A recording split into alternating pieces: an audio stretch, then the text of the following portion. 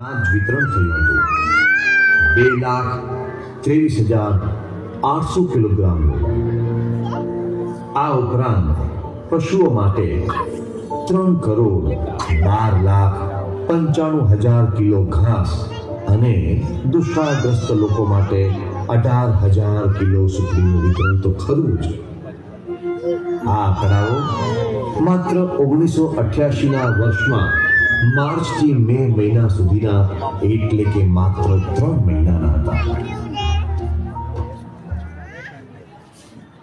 गुजरात राज्य અને સમય હતો સવારે 8:45 વાગ્યા।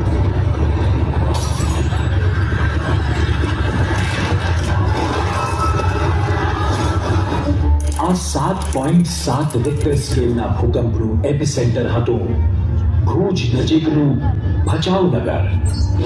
આ ભૂકંપે ભુજ અને આસપાસના વિસ્તારોને સંપૂર્ણપણે તહેસ નહેસ કરી નાખ્યા।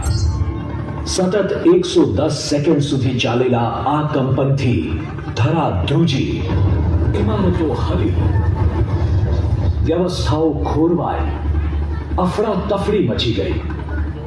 જોતજોતામાં સમગ્ર ભુજ ધરાશાયી થઈ ગયું। ભયંકર તબાહી મચી ગઈ। આખું શહેર જાણે ઈંટો અને પથ્થરોનો ઢગલો બની ગયું। આ તબાહીથી આખું વિશ્વ હચમચી ગયું।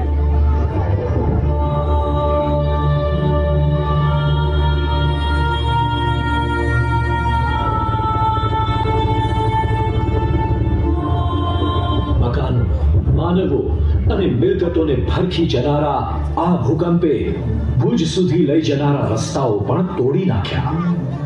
આથી ભુજ સુધી પહોંચવું પણ કઠણ બની રહ્યું।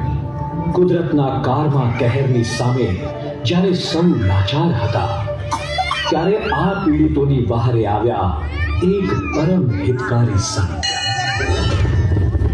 करुणाना सागर प्रमुख स्वामी महाराज। પરમ પૂજ્ય પ્રમુખ સ્વામી મહારાજે કુંવારીનો તાગ મેળવવા ગુજરાતના જુદા જુદા ઠેકાણે સંપર્ક કરવો શરૂ કર્યો।